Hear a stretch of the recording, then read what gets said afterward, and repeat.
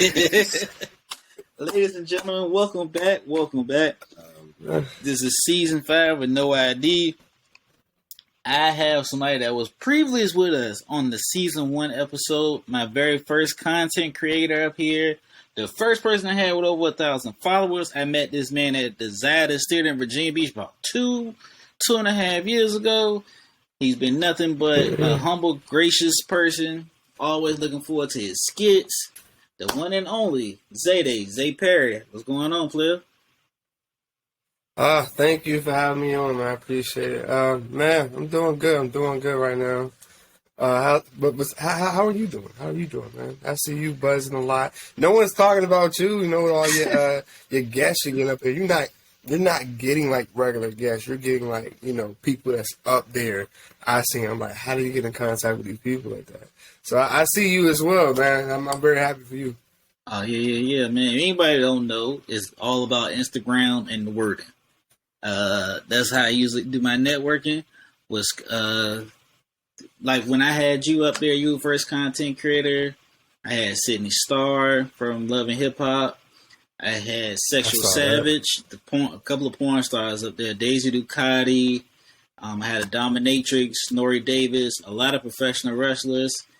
My comedic idol, Michael Kyer. That led me on to some other things outside of podcasts as far as in the comedy. So yeah, it's been awesome. It's been moving. Awesome. How you been, bro? What's new? What's going on? Well, I'm good, man. Right now, you know, I did kind of take a hiatus from YouTube a little bit. I had to take a step back to rebrand myself. You know, I want to make sure I'm doing the right thing. Right now, I'm kind of busy with a movie I got going on right now. I won't start shooting until September. So that's something I got going on. I got some things lined up. But yeah, right now I got a lot of videos I have stacked and ready to go that I'm about to be dropping soon for this channel. This channel is going to be completely different. I'm also doing reaction videos as well. So right now I'm doing that. And your boy got a sushi business coming up as well, so y'all be on the lookout for that, you know, locally in the area. Hey, for all y'all that's listening, he pretty much just said this man has more than one stream of income. This is pretty much what this man just said. Is he has more than one sushi. I'm gonna go ahead and start that. How did you get into the sushi? Like getting your own sushi and Man, I've always been like in love with sushi. I love it. What pulled me more into it is like I'm a nerd, as you can see with all this stuff behind me and everything, but I'm a huge fan of anime. Like that is a huge audience to appeal to at this moment. And for me, I as watching anime, I don't know if you watch anime before, but if you watch anime and you see the food that they're eating in detail, how they're created in animation, it looks so delicious. Like you want to try it. Like, it's, I don't know, it just pulls you. It looks better than real food from time to time. So, you know, I stepped out. I tried to do something different. I said, I'm going to make some sushi. YouTube, learn how to do it. And then I started making this interesting thing I call a sushi sandwich. You know, I seen it online somewhere, but I did it differently from myself from when I saw it. And I started putting, like, seafood and stuff into it. And I started have people trying it out. And eventually I started selling a little bit here and there, and it just took off. People started loving it. I was like, all right, I'm about to go full force with this because I love doing it and love making it, and people love eating it. So nothing wrong with that. Definitely. I think we need something like that because I always say, I've spoke with some people, we need more black content creators because we control the culture, we control the vibes, we control the internet, we control everything. And the fact that you stepping out and doing that, bro, I salute you on that. Because I can't even make a peanut butter and jelly sandwich.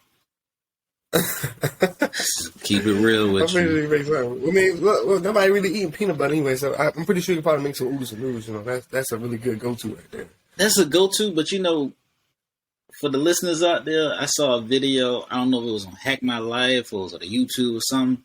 They took the ramen noodles and fixed the toilet with them and used it as plywood. I've been seeing videos like that. I want to react to them. Like I seen one where someone took what was it a crawfish and then like put it inside of the wood and whatnot. I'm like, yo, why are you doing that to the crawfish? It's still alive. Like put him back in the water. What did he do wrong? Like you made your point. You know, you can put an object in there and seal it up, but you don't need to put a live creature in there. Like, come on now, they're gonna start smelling and stuff. I was like, come on. Yeah, I don't know, man, but I saw it. I can't eat it. You know, for the people out there, man, once you get the 32, 31, once you get that one behind that 3, that stuff you eat in your 20s and your teens, you can't eat that stuff no more, man. So, oh man, I don't want to think like that. I love sushi. I'm about to be eating that to the day I die. I love it. But bro, I don't eat it all the time, but I love it. But sushi is pretty good for you though, ain't it? Yeah. Well, to an extent, depending on what you're eating. Like, all that white rice, that is not good for you. It's starch, sugar turn to starch, and turn to fat. And I used to eat rice all the time. I had to learn that. Especially when it came to working out, I'm trying to get me a 6-pack. Couldn't even do that. My friend said, you keep eating all that sushi rice. That's why you can't get what you want to be. So I stopped. And next thing you know, I saw a significant change. So I just had to, it's just about, you can eat a lot of stuff that you want, but it's just like eating it. It's just all about eating in moderation. That's what it comes down to. That's all. That's what it comes down to. So how about this movie? Is there details that you able to give on this movie? Is there insight? It's local. That's good.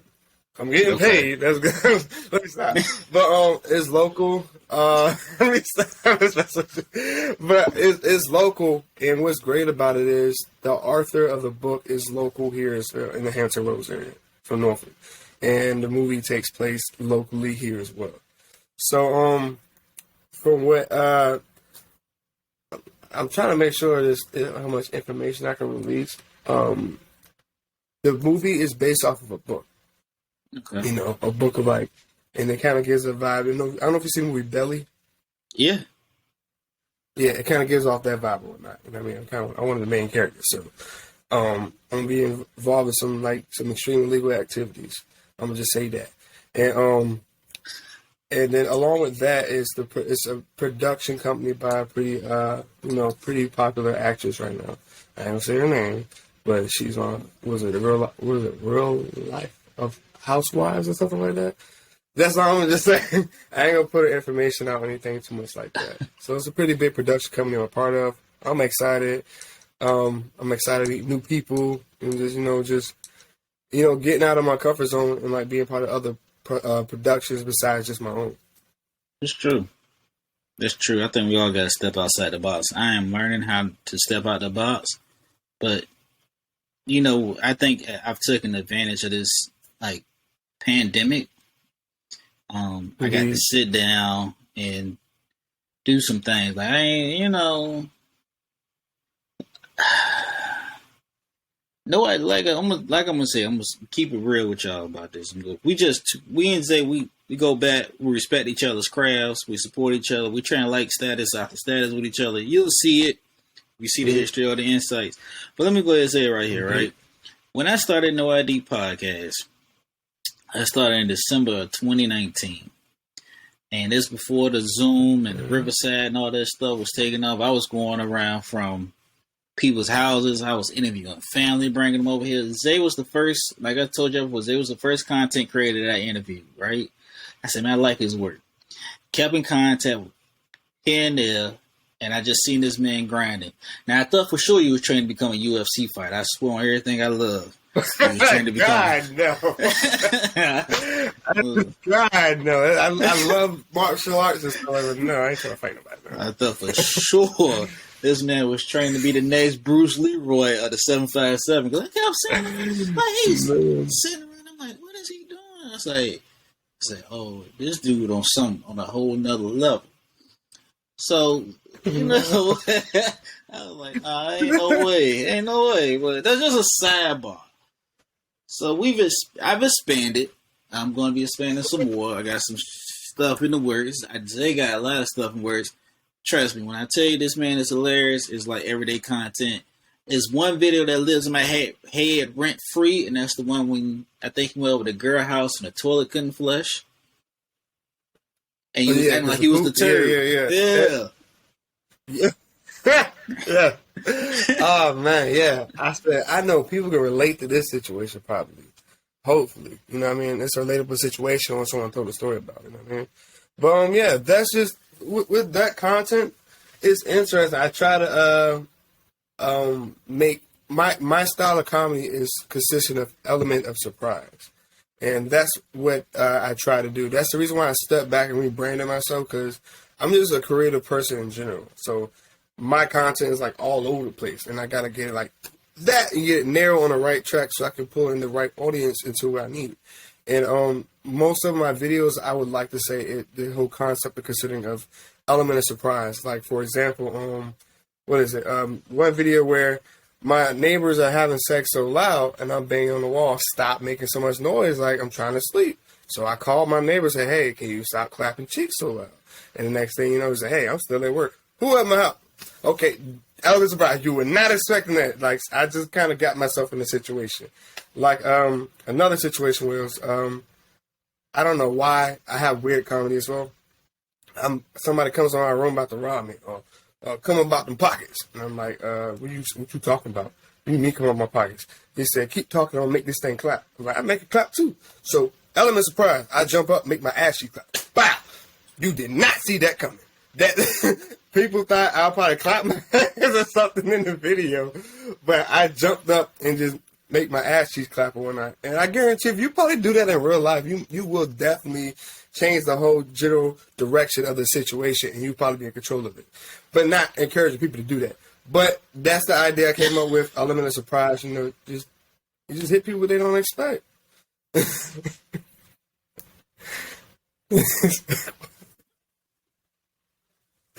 Oh, snap. Oh, shit. Say something. I can't say nothing right now.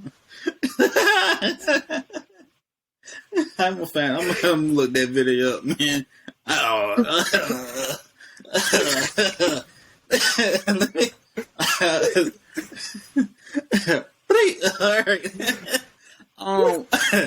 was watching the interview on Comedy Hype, and they had the king of the skits right now, Mr. Country Wayne. Okay, gotcha. Okay, Country Wayne has transitioned from skits on Facebook to skits on Instagram. I think Facebook called him up, and he was making he made like $300,000 a month. Then he transitioned to stand up, and he transitioned to movies. Have you thought about transitioning into stand up as well too, and still doing your skits? That's funny. I was about to just bring that situation up. You know how I am. You the one that got me to do it, stand up comedy. I was gonna procrastinate on that to the day I die, probably. You was like, you might as well, yeah. I mean, just do it. If you don't do it now, you probably want to do it at all. I was like, all right, fine, dang, man. And I know you, from your perspective, from a person actually doing it and looking on the outside, it's two different perspectives. Mm-hmm. Me doing it, I felt like I did terrible. Like I did a terrible job. I didn't like it. It was uncomfortable, but I was happy to do it. I got in my comfort zone a little bit. It made me do it a second time, because initially I went to a mixer, and I was supposed to be I thought I was promoting my videos and whatnot. He's like, no, you're going to do stand-up. I said, I don't do stand-up. He was like, go ahead, you got this. I said, you put a lot of faith in somebody that don't do something. So I said, all right, cool, whatever. I did it. I got good laughs. People enjoyed it. And, I didn't really think of it too much. And there was another comedian that stand up. He came to me and said, oh, you did good, man, da-da-da-da. I was like, oh, appreciate it. I didn't know. I was just going with the flow. So, yeah, I don't see too big of much of a transition to stand up.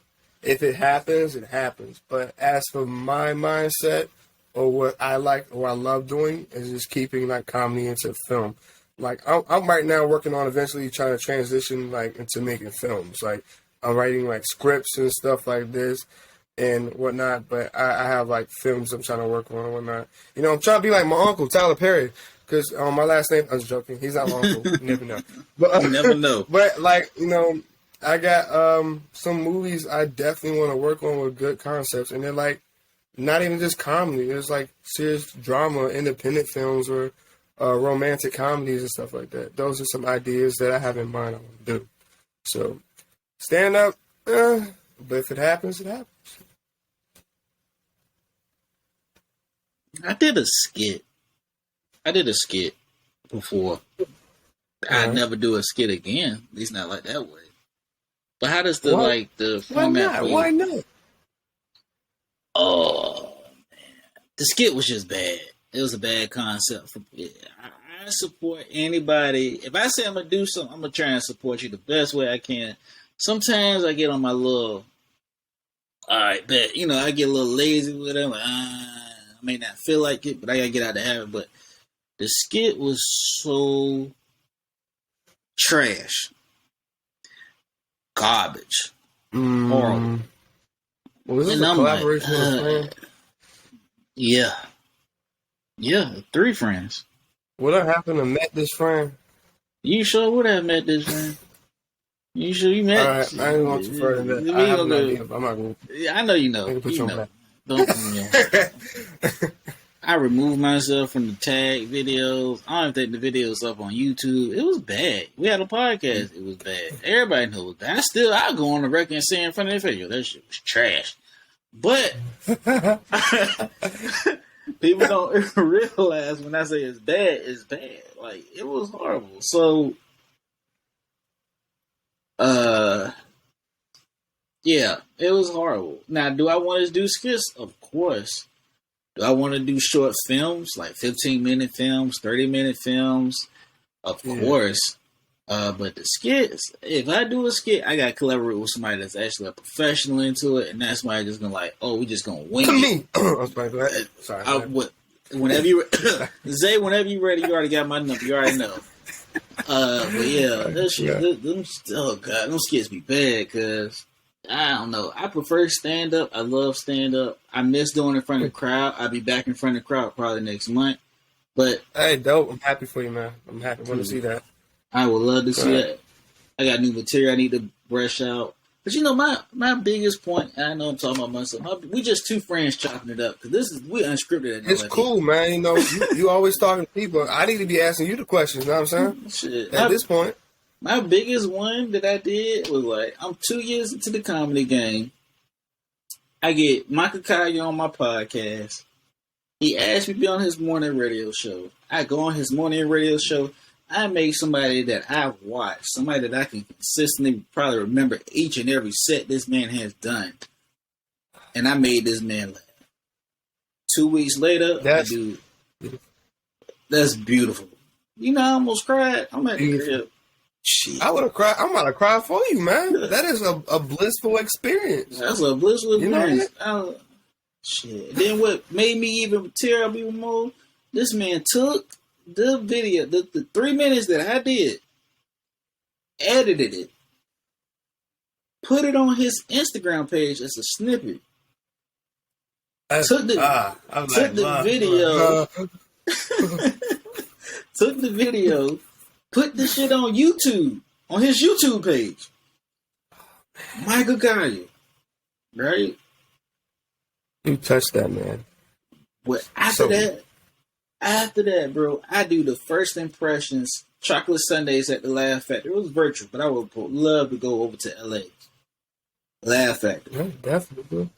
Absolutely, man. Go for it. I'm all in right now. My mindset, I'm over here like with friends straight up clapping and cheering for him, supporting and whatnot. And there's no reason I feel like people sometimes, get drunk. Hey.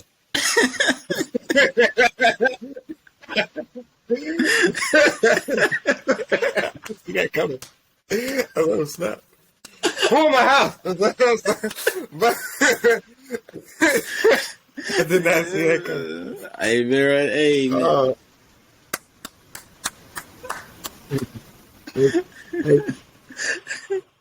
Let me stop.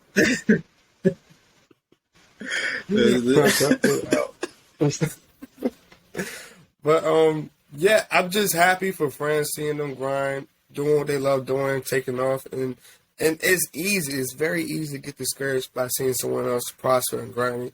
And I have my moments when I see it. It's people I personally know that's like getting like so much attention and like getting the views and what they need or whatnot. And I feel like sometimes with me, I gotta like drift away from social media a little bit. But I feel like overall, I try my best to be happy for my friends, people I know genuinely, so they can go out and do what they want to do and things taking off and fall into place. And we may not contact all the time, but I'm always there looking. I'm like, hey, yo, bro, keep your thing going. I see you grinding out there. You putting in that work. And I feel like what's interesting, I feel like what we got in common that worked out so well is the fact that we still had a good mindset and still pushing through and finding a way no matter what, even though this pandemic happened. You know, that is not an easy situation to, like, you know, just keep a good positive mindset to keep flourishing through a situation with this pandemic. I feel like it's weird. I feel like I've gotten to a better mindset than I've ever been in my life because of the pandemic situation. And this is a situation where you can easily be depressed, stressed, and just be in a terrible mindset. But you know what else? We still manage. You still getting interviews. You may not getting like a lot of stand-up audience-wise, but you still getting like your people coming through that you can interview, and that's awesome, man. I'm still making these content whether I'm collaborating with someone or not. So I commend you for that, my man. Definitely, bro. Man. That was a mouthful. I think I plugged you into Diallo Riddle one day when I interviewed him. Diallo Riddle. See, this is what people don't realize about Diallo Riddle. If you got HBO Max, Southside, that's his show. He wrote that. He wrote for Jimmy Kimmel, wow. NAACP Image Award winner. What else? He was on Marlon. He was I forgot the guy's name on Marlon, but he was the real smart guy on Marlon. When you see it on Netflix, it was on NBC Marlon Wayans show. I had him up here. He was bringing down everything for me. I think I plugged him in because you and his style is like pretty similar with Sherman Showcase. That's my shit. If anybody got AFC? I'm gonna check this stuff out when I get off, for real. IFC. Sherman Showcase. If you ain't seen, they got a song called Drop It Low for Jesus. They got a song about Montel Jordan. They work with King Botch. And I've seen him progress onto like bigger roles, like Sneak Eight, like. And I'm like, okay. In my opinion, I'm gonna keep it real.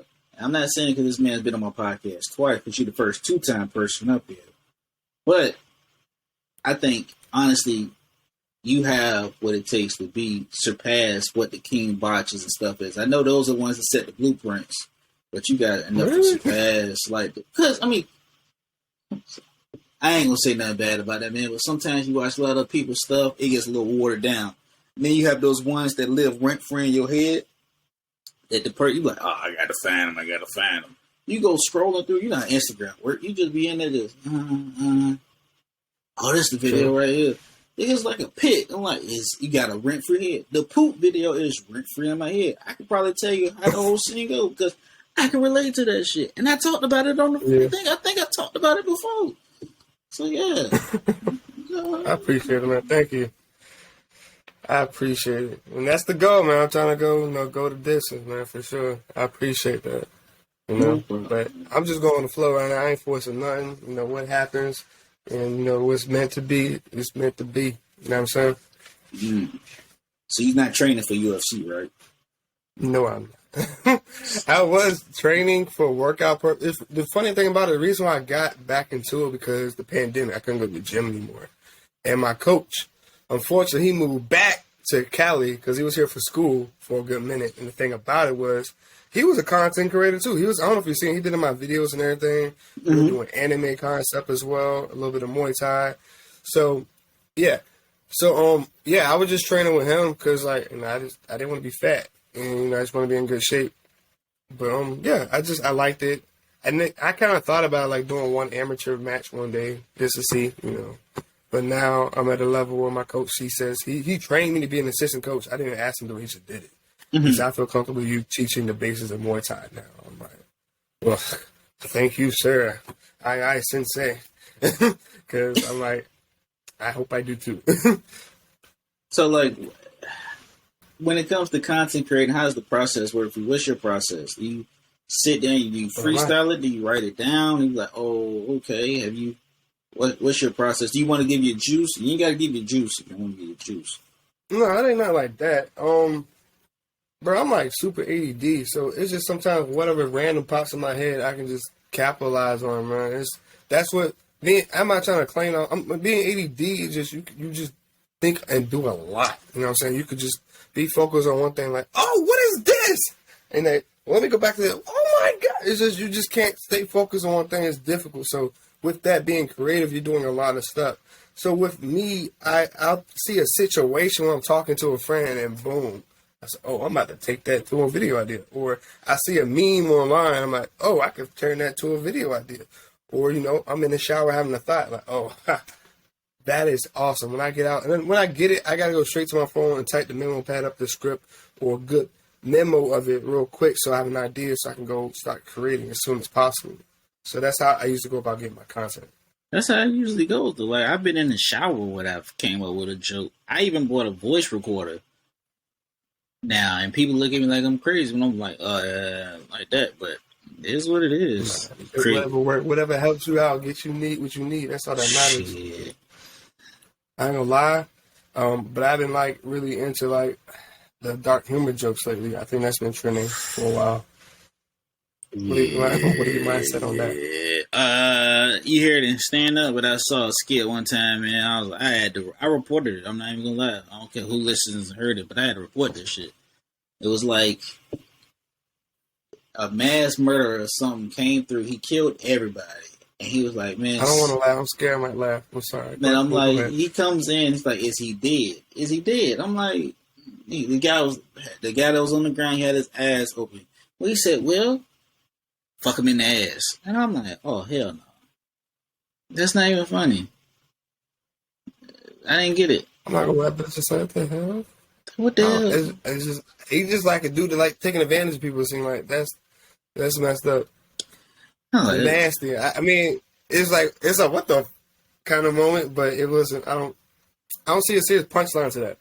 I don't either. I see a lot of red flags with that, and I think now not Instagram, but TikTok. I don't even have TikTok, but I see a lot of people now complaining, "Oh, TikTok took my video down because of this." Well, let's put the video up on Instagram and see why they took it down. Put the video up.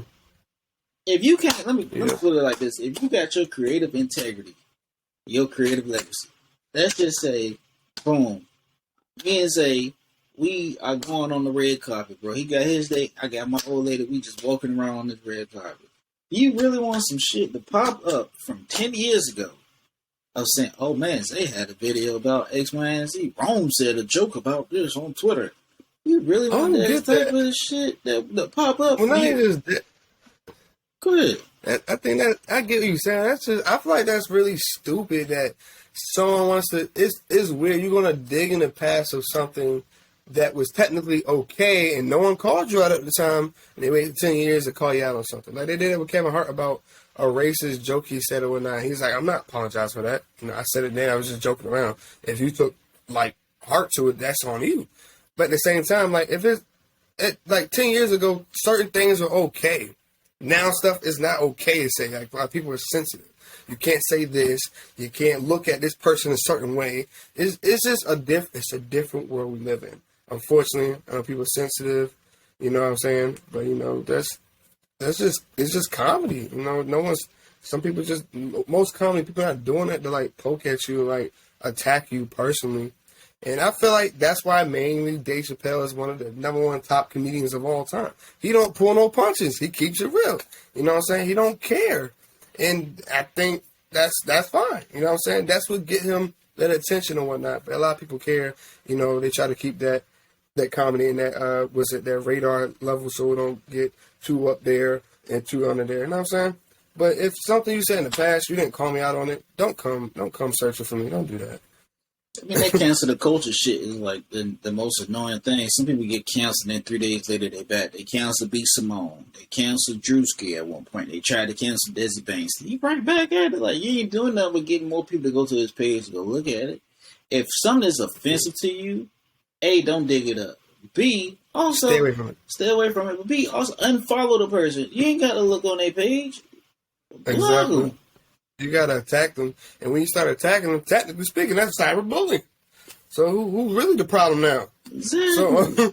So it's just it don't make sense to me. It's just stupid that the way people go about handling situations. Like I know if I don't like, for example, I know I don't like somebody and their energy don't sit well with me, I'm staying away from them. I'm not feeling it. And I'm not going to like, oh, you're a terrible person. You should be ashamed of yourself. He can be like, what did I do? He's going to be confused. This is something I said?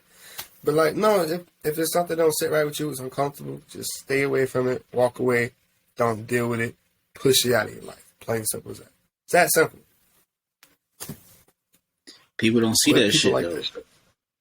People don't see that shit. They don't see Generation that Z shit. is crazy, man. Generation Z is like hardcore. Like, they just... you gotta evaluate your haters. So, like, the people that's, like, doing all that canceling, trying to dig up bullshit, they just gonna keep trying to find a reason. Like, they have nothing better else to do. I'm waiting for the day that I'm gonna get somebody gonna bring up an old episode of this podcast where I was like, I'm not attracted to white women. Or something. Like, I'm gonna wait for that day, because I said it. You like what you I like. said it. Say what? You like what you like. Exactly. I'm waiting for that day. I'm waiting for this man. You interview a neighbor Everyone porn has a stars and preference at the end of dominatrix. the day. It's Yeah. like a preference, a fetish. You know what I'm saying? Like Exactly. for me, I'm very much. I'll date anyone if I'm feeling you, you're my vibe and everything. I'm feeling and whatnot.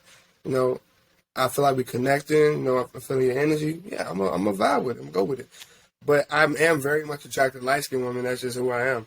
I don't dislike like I date a black woman, brown woman, big woman, skinny woman. You know what I'm saying? I even dated a redhead, and that's going really hardcore. You know what I'm saying? So, so I have no problem with none of these women. It's just something you're just attracted to. You know, they're just like these women liking dad bods and stuff like that. I mean, if you like dad bods, cool, go for it.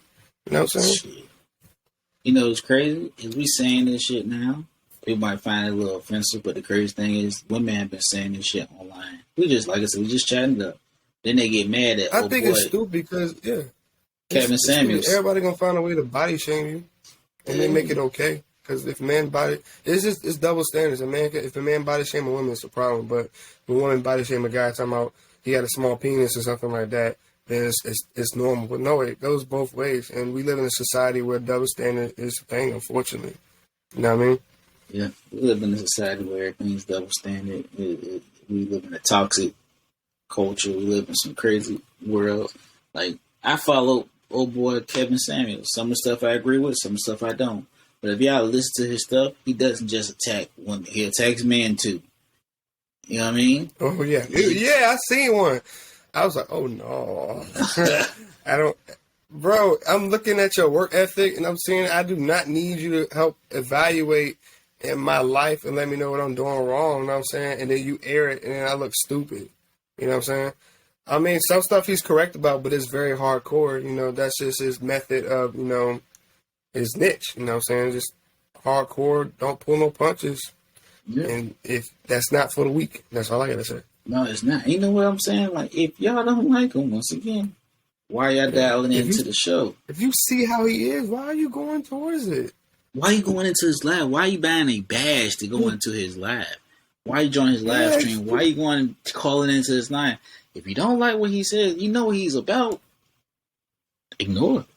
I think we just we fuel off of bullshit. Exactly.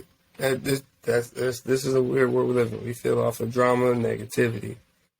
Something drama or negative related, that's what keeps you driving. We're so fucking hyped to see the negativity and be a part of it. I'm not gonna go up there. This man gonna call me out.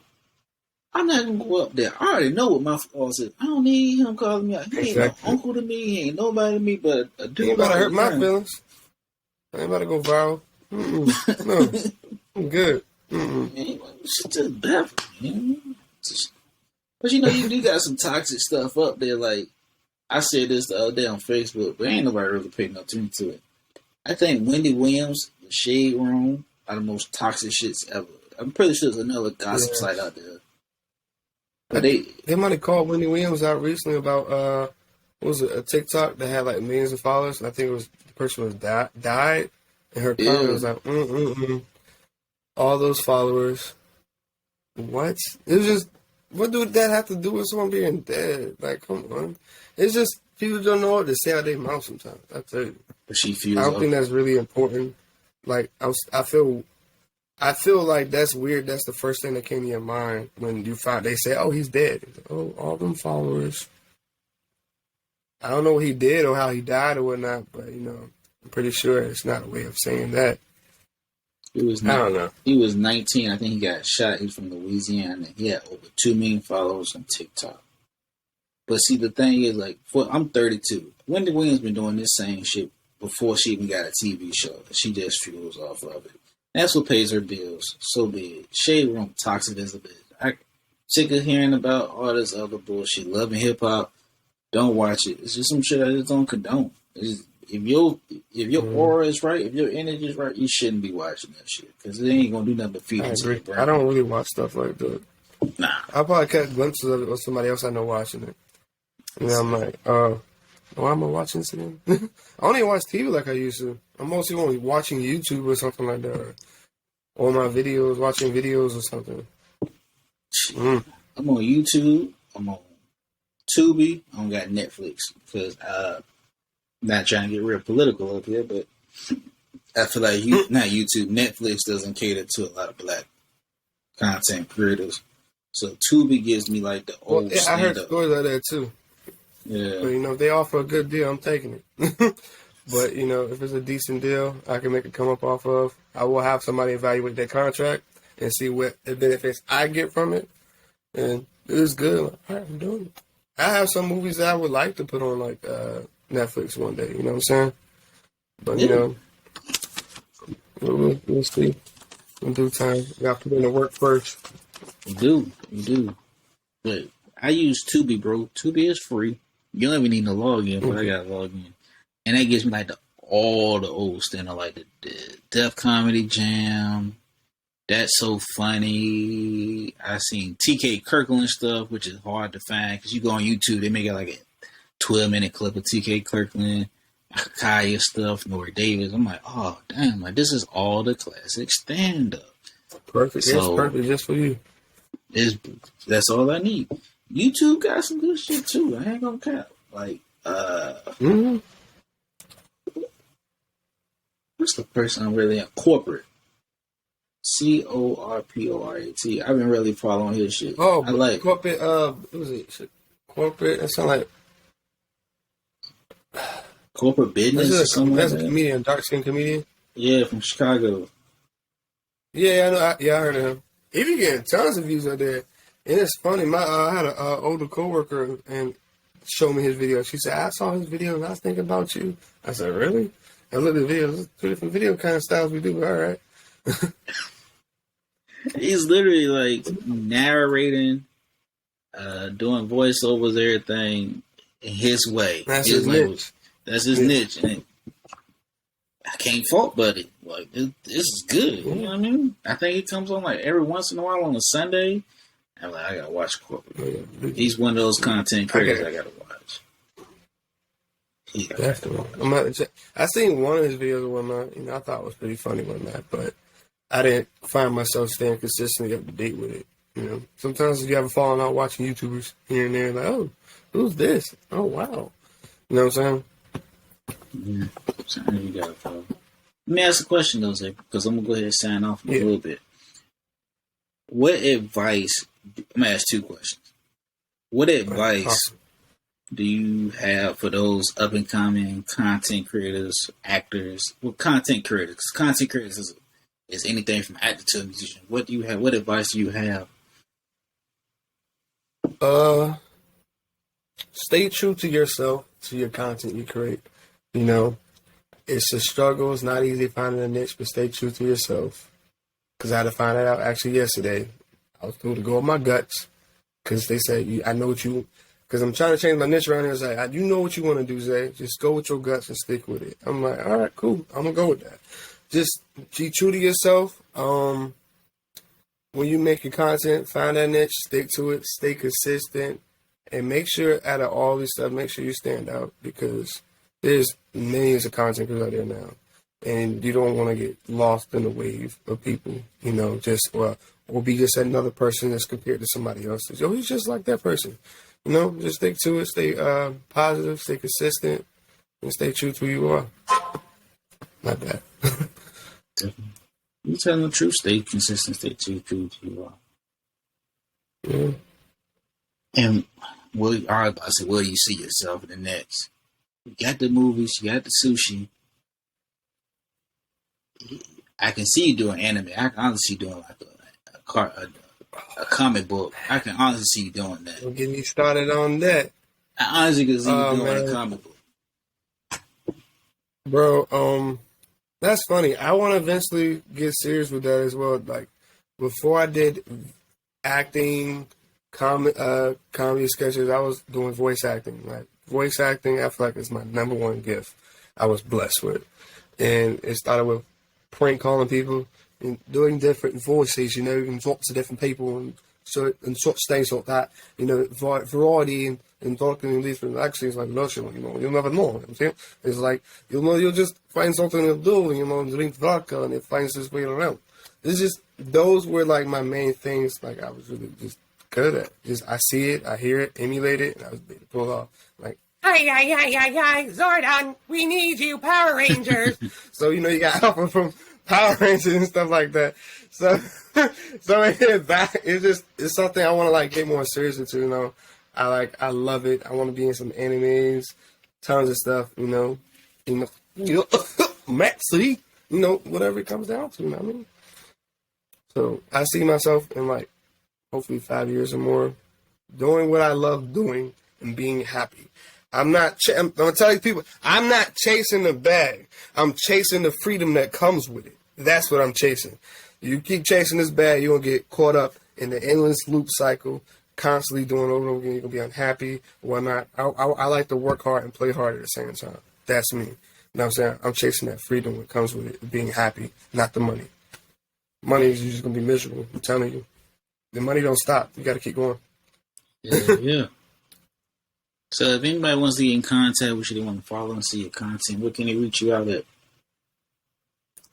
All right. So, you know, you can hit me up on my IG, which I'm usually on a lot, which is ZAY __ day, which is DAY.